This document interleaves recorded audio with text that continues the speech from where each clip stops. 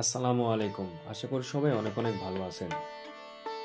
ঢাকা শহর থেকে মাত্র ঘন্টাখানেক দূরে সাভার উপজেলা। এখানকার আড়াপাড়া গ্রামে ঢুকলেই চোখে পড়ে পুরাতন ইটের দেওয়াল, ধ্বংসপ্রায় প্রবেশদ্বার আর শ্যাওলা ঢাকা স্থাপত্য, যা জানান দেয় আপনি পৌঁছে গেছেন আড়াপাড়া জমিদার বাড়িতে।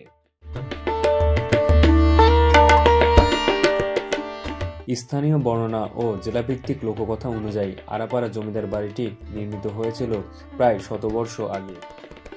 এই অঞ্চলে জমিদারি পরিচালনা করতেন রায়শশী মোহন বা রায়শশী নামে পরিচিত জমিদার পরিবার। ব্রিটিশ আমলের স্থাপত্য শৈলী, উঁচু স্তম্ভ, গোলাকার আর্চ, দোতলা বারান্দা সবই আজও টিকে আছে ধ্বংসস্তূপের মাঝে।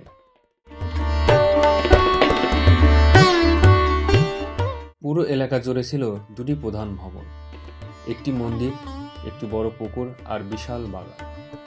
ভাঙা হলেও জানালার নকশা, কলামের অলংকার আর সিঁড়ির কাঠামো আজও যেন বলে সেদিন কত জমজমাট ছিল এই বাড়ি। যদি আপনি আর্কিটেকচার পছন্দ করেন, এখানে প্রতিটি কোণই আপনাকে ইতিহাসের অন্য এক সময়ে নিয়ে যাবে।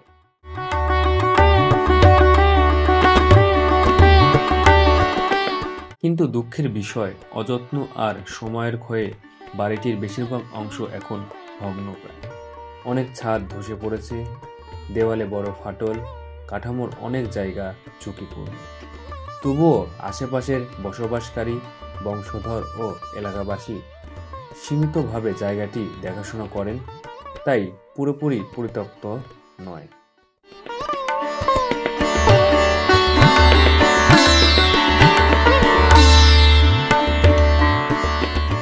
ঢাকা থেকে সাভার পর্যন্ত সড়ক পথে এসে আড়াপাড়া গ্রামে লোকাল গাইড বা ম্যাপ দেখে খুব সহজেই পৌঁছানো যায়। বাড়ির ভিতরে ঢোকার সময় নিরাপত্তা সতর্কতা মানা জরুরি, কারণ কিছু অংশ এখানে নড়বড়ে ও ঝুঁকিপূর্ণ এবং কিছু জায়গায় এখানকার স্থানীয় লোক বসবাস করেন।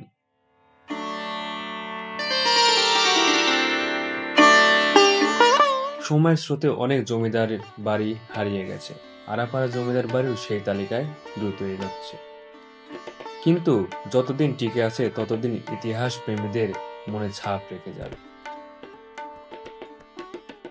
সবাই ভালো থাকবেন। আল্লাহ হাফেজ।